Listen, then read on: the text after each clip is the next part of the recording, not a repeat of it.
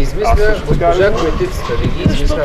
Ама не ги кажа нещо, ти казваш нещо. Не мога ли да кажа? Не може, ама не ти обяснявам.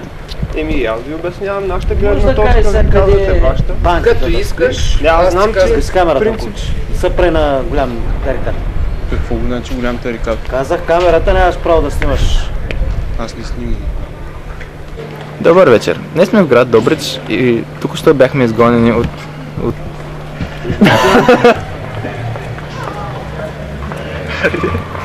Снигоден? Съм го свети. Нека да видим какво мислят хората. Добър вечер. Днес сме в град Добрич, преди малко бяхме изгонени от полицаи. От поредното място в Субоста. Добър вечер. Днес сме в град Добрич, преди малко бяхме изгонени от полицаи с обосновката, че е забранено да се кара скейт по централните алеи и дори има закон против това. Нека да видим какво мислят хората.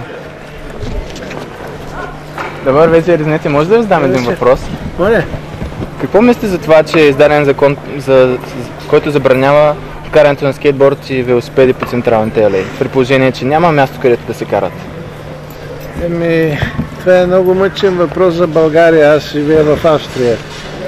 А там има навсякъде такива специални места за млади хора. Нищо не мисля. Защо? В смисъл, подкрепяте го или го отхвърляте? Отхвърлям го. Добър вечер, може ли да задам един въпрос? Извинете, какво мислите? Витрина няма да се счупи, защото знам, че сте внимателни момчета, Да. но не е желателно по много причини. И малки деца има, и майки с колички и така нататък. Желателно е. Да, но както казахте, ние сме много внимателни и се опитваме да пазим всички около нас, както и себе си, така и другите хора. Вижте какво, тези неща или неприятности стават инцидентно. Да, така е, но инцидент може да ви се случи при всяка възможност. Когато сте в парка, в подходяща обстановка, каквото и да се случи, ще се случи само на вас. Но когато сте сред хората... Примерно в ранните часове или късните, когато няма хора. Тогава да, но обичайно, когато има хора, не е желателно. Да, не е желателно, но чак закон да се приема, който да го забранява. Предполагам, че в законодателния орган има специалисти, които могат да се произнесат компетентно. Аз не искам да коментирам онова, което не го познавам в детайли. Беше ми приятно, желая ви успех. Добър вечер, Нете, може ли да ви задам един въпрос на бързо? Не, благодаря. Не. Подяволите! Тъпо е. Аз съм против това. И аз съм против това. И аз трябва да се за българската младежа карат. В смисъл...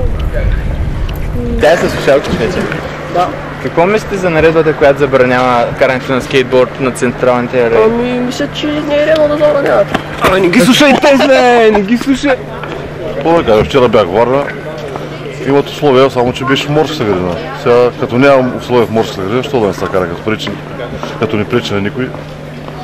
Благодаря. Лека вечер на вас. Добър вечер, момичета. Може да задам един въпрос? Благодаря. Какво мислите за закона, който забранява карането на скейт? Фак! Много професионално стана.